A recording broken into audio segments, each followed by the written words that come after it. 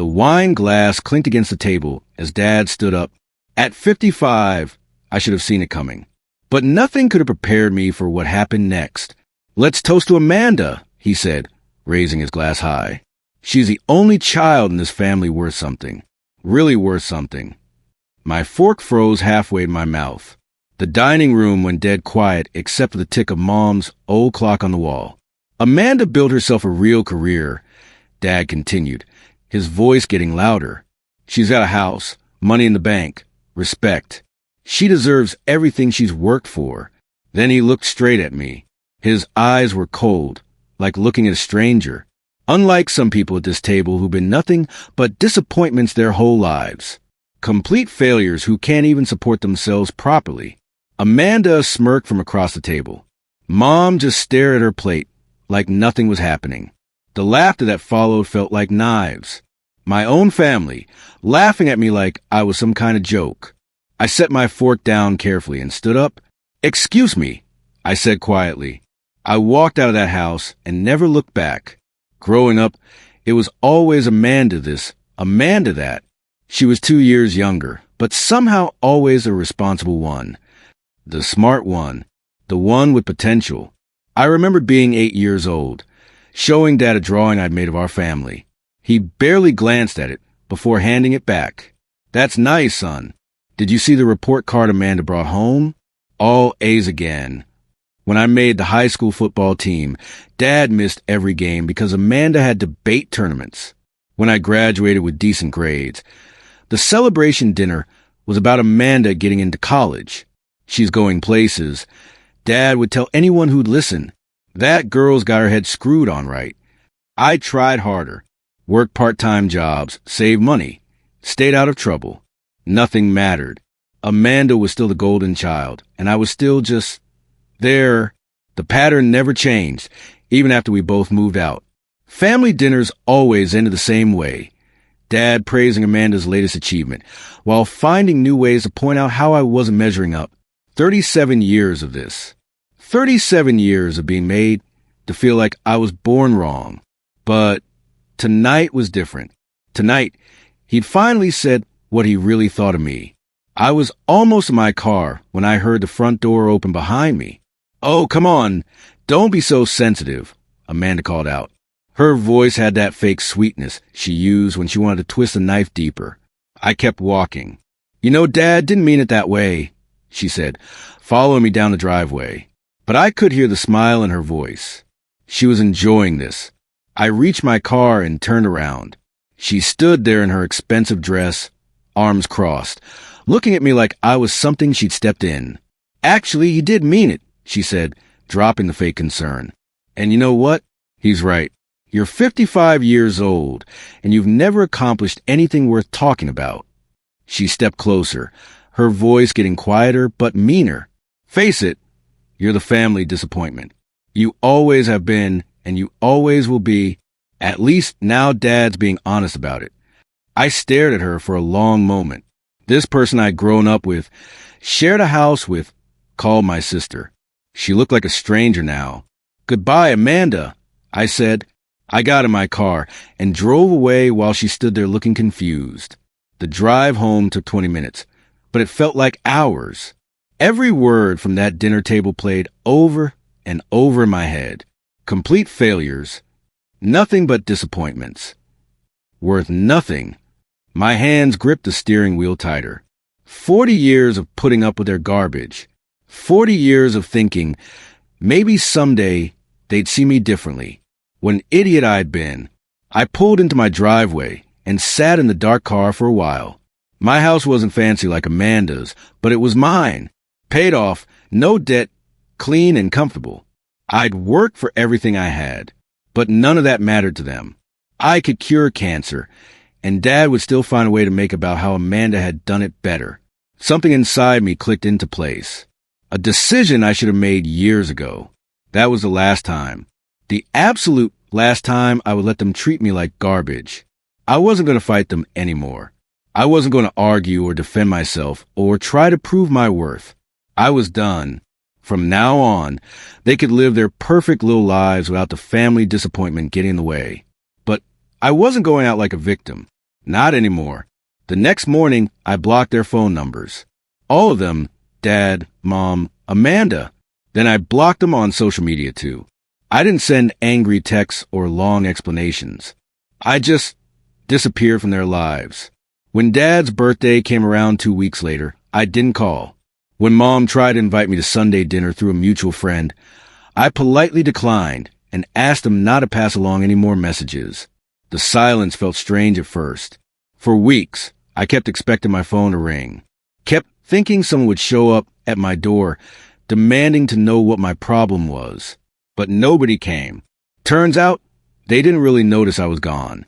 Or maybe they were just relieved not to have the family failure around anymore. Either way, it hurt less than I thought it would. I threw myself into work. I've been an electrician for 20 years, specializing in commercial jobs. The pay was good, the hours were steady, and people respected what I did. For the first time in forever, I started paying attention to the compliments my clients gave me instead of dwelling on insults from my family. You're the most reliable contractor we've ever worked with. Your work is always perfect. We only call you because we trust you. Maybe I wasn't worthless after all. 6 months of silence gave me time to think clearly, really clearly, for maybe the first time in my life. I'd spent so many years believing what they said about me that I'd forgotten who I actually was. I was good at my job, really good. I'd built a solid reputation over 20 years. Customers call me directly because they trusted my work. Other electricians asked for my advice on complicated projects. My bank account was healthy. No credit card debt, no car payments, house paid off. I lived within my means and saved money every month. I had friends, real friends who respected me, guys from work who invited me to barbecues, neighbors who waved and stopped to chat, people who actually enjoyed my company. I volunteered at the community center teaching basic electrical safety. The coordinator always thanked me for my time and expertise. But somehow, in my family's eyes, none of this counted for anything because I wasn't Amanda. Amanda with her fancy marketing job and her big house with the huge mortgage. Amanda who always had the newest car and the most expensive clothes but complained about being stressed about money. Amanda who Dad thought deserved everything because she looked successful on the outside. Well, let them keep their golden child. I was doing just fine without their approval. Through old family friends, I started hearing things about Dad's business empire. He owned 3 hardware stores across town and a small construction supply company. For years, he talked about it like he was some kind of business genius. Built it from nothing. He'd always say, "Takes real brains to run an operation like mine."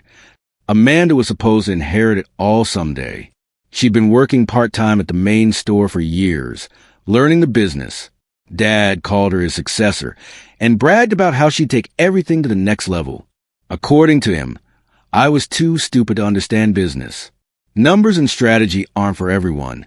He'd say, whenever the topic came up, some people are better off just working with their hands. The funny thing was, I'd offered to help with the electrical work at his stores multiple times over the years. I could have saved him thousands in contractor fees. "Don't worry about it," he'd always said. "I'll handle the business side of things. You just focus on your little jobs." His little empire was his pride and joy, the proof that he was smarter and more successful than his failure son. But empires built on pride have a way of crumbling when nobody's watching the foundation. I ran into Charlie Martinez at the hardware store where I bought supplies. Charlie had worked for Dad for 15 years before starting his own contracting business. "Hey, stranger," he said, loading lumber into his truck. "How have you been? Haven't seen you around your dad's place lately." "Been keeping busy," I said. "How about you?" "Business good." Charlie shrugged. "Can't complain. Actually, I want to thank you for that advice you gave me about the Morrison job last year. That panel upgrade trick you showed me saved my hide." We talked shop for a few minutes. Then Charlie's expression got serious. "Speaking of your dad's place, you didn't hear this from me, okay?" I nodded. "Things are getting rough over there. He's been losing good customers to the big box stores." and some of his suppliers are asking for cash up front now instead of extending credit. Charlie looked around to make sure nobody was listening. Word is, he's been covering losses with credit cards and bank loans. The whole operation looks good from the outside, but underneath, he shook his head. Amanda's been pushing him to modernize, update the inventory systems, maybe add online sales. But your dad, he's stubborn, won't admit the old ways aren't working anymore. I thanked Charlie and drove home thinking about what he'd said. Interesting. The gossip mill in a small town works fast. Within a few weeks, I was hearing stories everywhere. At the diner where I ate lunch, the waitress mentioned that Amanda had been bragging to anyone who'd listen about inheriting the family business. She was in here last week going on and on about her big plans, Karen said, refilling my coffee. Said she's going to expand everything, maybe open new locations, really make something of herself. I said, yeah. And she made some comment about how her brother would probably die with nothing while she built an empire. Seemed pretty proud of herself. My face stayed calm, but inside I felt that familiar sting. Even with me out of their lives, they were still talking about me like I was garbage. At the post office, I overheard two women discussing it. Can you believe how that Amanda talks about her own brother?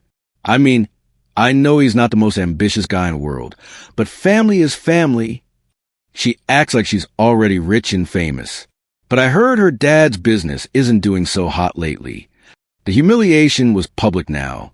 Everyone in town knew that my own family thought I was worthless. But you know what? Let them talk.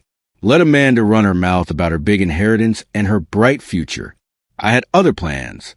That night, I sat down with a notepad and really thought about my future for the first time in years. I was 56 years old.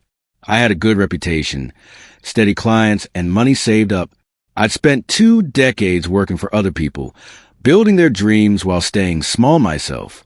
Maybe it was time to think bigger. I'd always told myself I was happy just being an electrician. Nothing wrong with honest work, right? But the truth was, I'd been playing it safe because I was afraid of failing, afraid of giving my family more ammunition to use against me. Well, I wasn't part of that family anymore. I won't fight for scraps, I said to my empty kitchen. I'll build something of my own. And when the time comes, they'll see who's really worthless. The next morning, I drove to the Small Business Development Center downtown. I had questions about starting my own electrical contracting company. The counselor, Mrs. Thompson, was encouraging. You've got 20 years of experience and an excellent reputation, she said, looking over my notes. With proper planning, there's no reason you couldn't build something substantial. We talked about business licenses, insurance, equipment financing. She gave me a stack of information to read through. For the first time in months, I felt excited about something. 3 months later, I filed the paperwork for Thompson Electrical Services. I'd chosen my mother's maiden name because I wanted nothing connecting this business to my father's legacy. I started small, real small, a few residential jobs, some small commercial work. I kept my overhead low and my quality high. The first few months were scary. There were nights when I wondered if I'd made a huge mistake. What if I couldn't find enough customers? What if I wasn't cut out to run a business? But slowly, steadily, things started working. My old customers followed me. They liked dealing with me directly instead of going through a bigger company. I could give them personal attention and fair prices. Word spread. One satisfied customer told another. A small office renovation led to a referral for a restaurant rewiring job that led to a contract for a small warehouse. I wasn't getting rich, but I was building something solid, something that was mine. The best part was how it felt. For the first time in my life, I was the boss. I made the decisions. I set the standards. When customers thanked me for good work, that praise belonged to me, not some company that employed me. I was creating something from nothing, just like Dad always claimed he'd done. Except I was doing it without putting anyone else down to make myself feel bigger. By the end of my first year, Thompson Electrical Services was booking jobs 2 months out. I had to turn down work because I was getting more calls than I could handle alone. The customers loved me. I showed up on time, did clean work, and charged fair prices. Most importantly, I treated their homes and businesses with respect. "You're nothing like these other contractors," Mrs. Patterson said after I finished rewiring her kitchen. "You actually care about doing it right." The hardware store where I bought supplies started recommending me to customers asking for electrical contractors. "Thompson's the guy you want," the manager would say. "He's reliable, honest, and his work is top-notch." Meanwhile, I kept hearing whispers about Dad's business struggling. Charlie mentioned that Dad had laid off 2 employees and was working longer hours himself. Amanda still acted like the future CEO of a growing empire, but people were starting to notice the gap between her big talk and reality.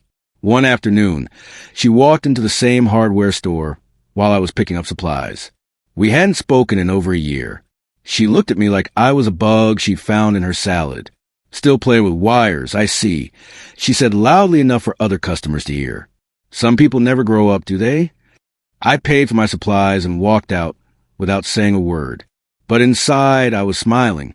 The call came on a Tuesday morning. Dad's name appeared on my phone screen. Somehow he got my new business number. I almost didn't answer, but curiosity won. "Hello, son, it's Dad. We need to talk." His voice sounded different. Older, tired. "What can I do for you?" I kept my tone professional and cool. "Look, I've got a situation at the main store. The electrical panel is acting up, and I need someone reliable to look at it. Your name came up as someone who does good work." He didn't know he was calling his own son's business. Someone had recommended me without mentioning who I was. "I see," I said. "What kind of problems are you having?" We talked about the technical details for a few minutes. It sounded like a straightforward job, but one that needed to be done right to avoid bigger problems later. "Can you come take a look this afternoon?" he asked. "I'll pay whatever your rate is. I just need someone I can trust to fix it properly." The irony was almost too much. The son he called worthless was now the contractor he needed to solve his problems. "I'm sorry," I said politely. "My schedule is booked solid for the next month. You'll need to find someone else." The silence stretched out. "A month? Can't you fit in a quick job for a local business?"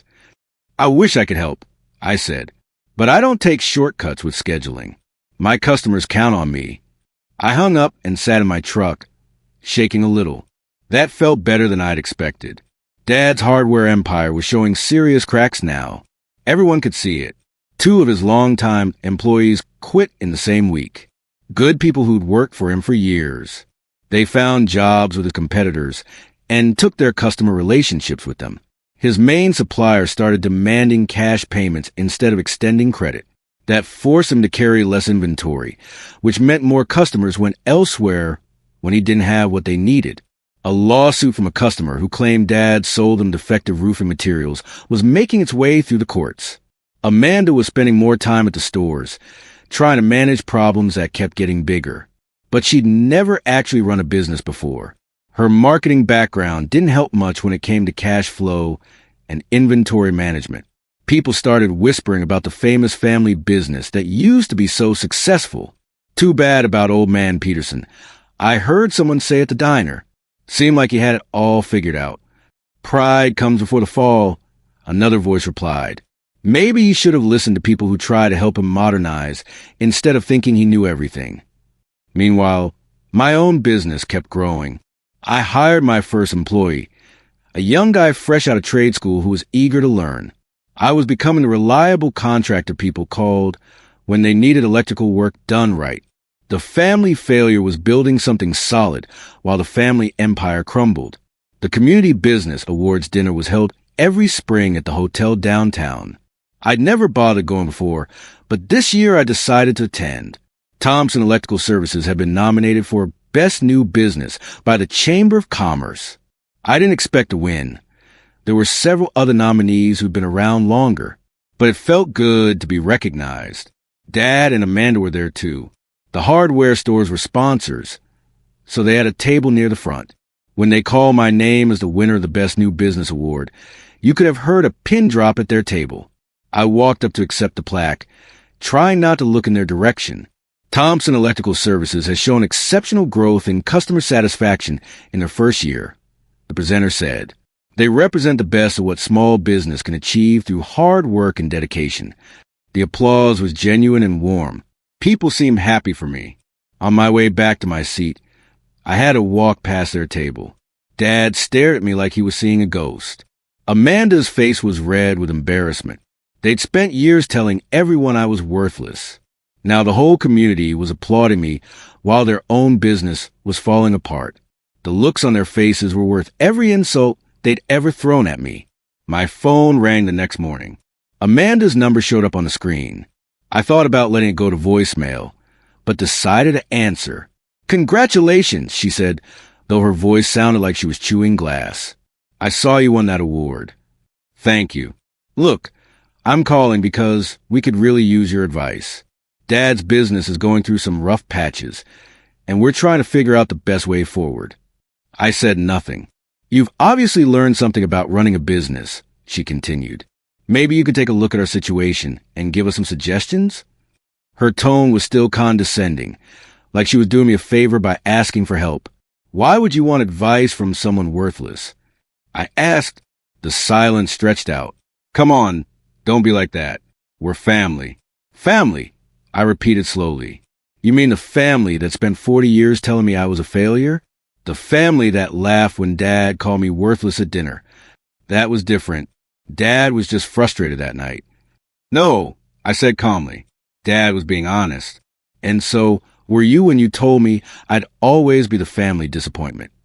"But you said I deserved nothing and would die with nothing. Remember?" I could hear her breathing, but she didn't answer. "Good luck with your business problems," I said, and hung up. I sat there for a moment, feeling lighter than I had in years.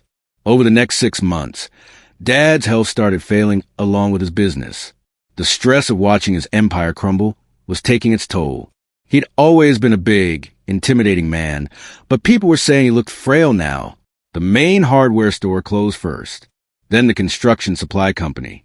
By winter, only one location was still operating, and barely at that. Amanda was running around trying to save what was left, but she was in over her head. The woman who'd once bragged about her big inheritance was now desperately trying to hold together a sinking ship. Dad finally had to admit what everyone else could see. The business he'd spent 30 years building was finished. The proud patriarch who'd once looked down on everyone was now just another failed small business owner. Meanwhile, Thompson Electrical Services landed its biggest contract yet, rewiring an entire office complex downtown. The job would take 3 months and bring in more money than I had made in my best year as an employee. I hired 2 more workers and bought a second truck. People were starting to call me successful. The worthless son was thriving while the Golden family fell apart. It would have been satisfying if it wasn't so sad. The call came from Bill Harrison, one of Dad's oldest business partners. "I've got a proposition for you," he said over lunch. "I know you probably don't want to hear about anything connected to your father, but hear me out. Bill had been supplying electrical components to Dad's stores for 20 years. Now, with the business failing, he needed a new local partner. Your dad was supposed to handle installation services for my bigger customers," he explained. "But he's not in a position to take on new work anymore." "Okay," I said carefully. "I've been watching what you've built with Thompson Electrical. Your reputation is solid. Your work is excellent. And people trust you. I'd like to send some of my overflow work your way." He was talking about commercial and industrial jobs, the kind of work that paid really well and led to long-term relationships. "These are contracts your dad's company should have been getting," Bill continued. "But honestly, you're more reliable than they ever were." It was strange. Dad's failure was creating opportunities for me. "What kind of volume are we talking about?" I asked. "Enough to keep you busy year-round, if you want it. Maybe enough to expand that business of yours pretty significantly." I thought about it for exactly 3 seconds. "Let's do it." We shook hands across the table. The son, who wasn't smart enough for business, had just landed the contracts that used to belong to the family empire. Word spread fast in a small town. Within weeks, everyone knew that Thompson Electrical had taken over the commercial accounts that Dad's company used to handle. People started looking at me differently. I wasn't just a reliable guy who fixed their home wiring anymore. I was becoming a real business owner, the kind of contractor who handled important projects. The bank manager who'd helped me get my business loan stopped me on the street. "Congratulations on the Harrison contract," he said. "That's quite a coup. Your business model is really paying off."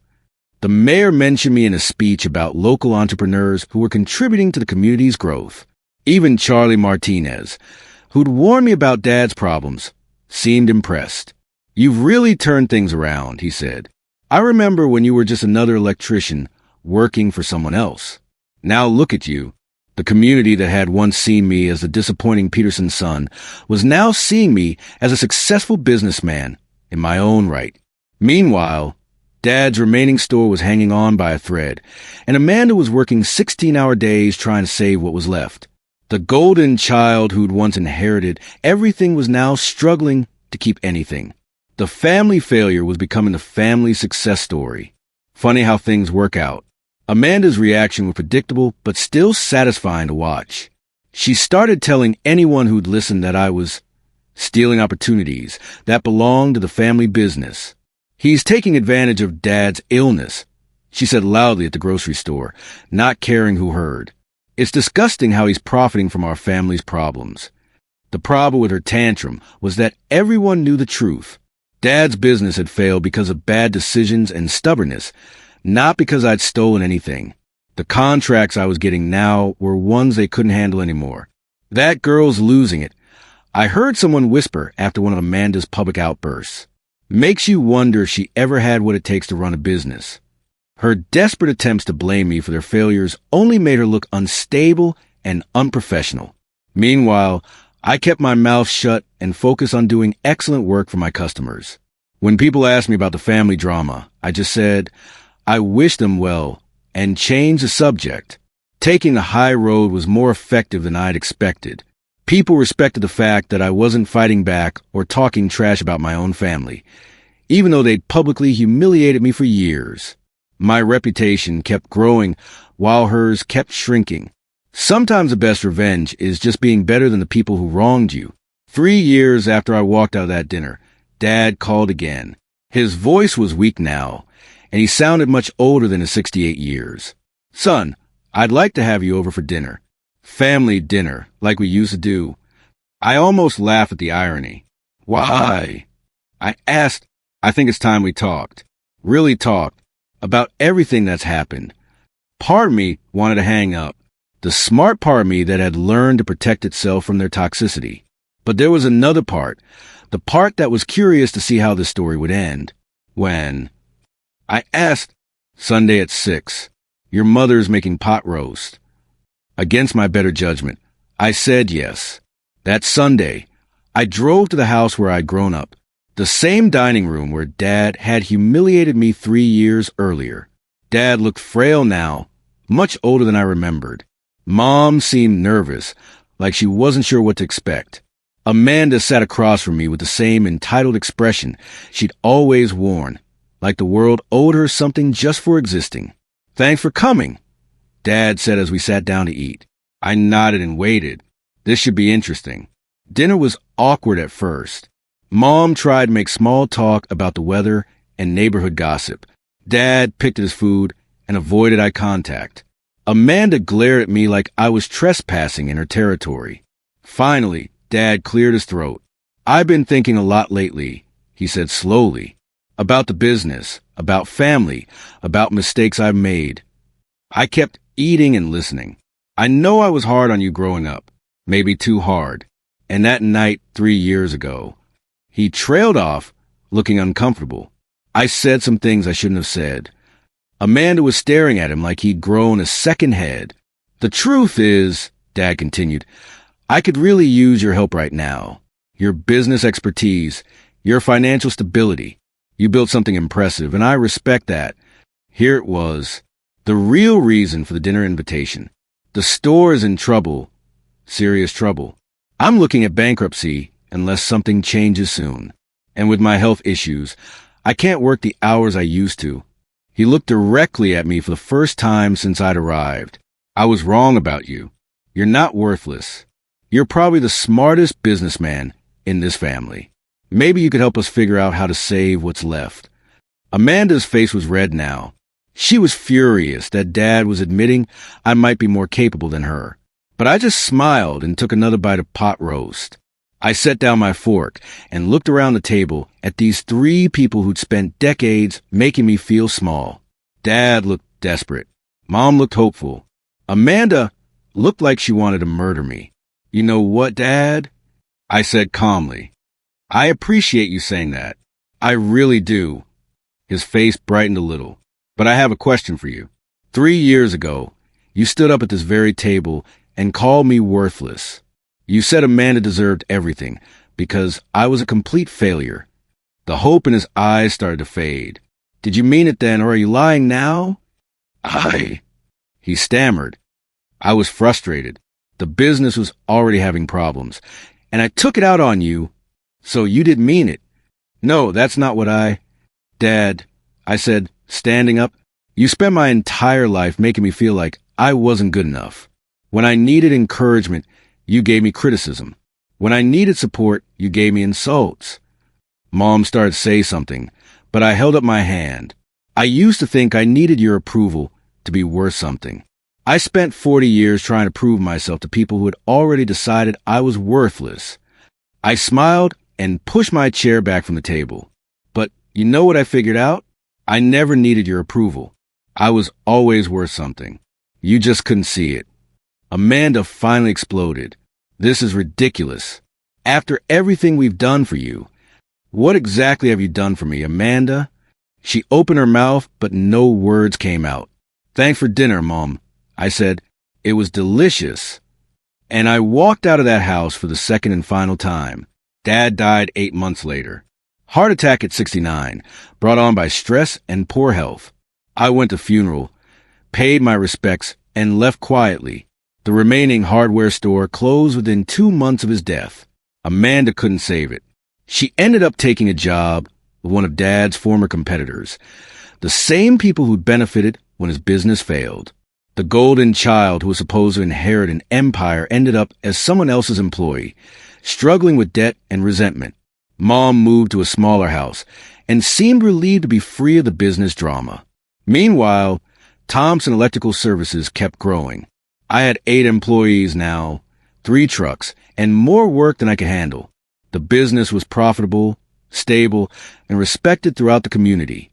I bought a nice house, not a mansion, but a place I was proud of. I took vacations.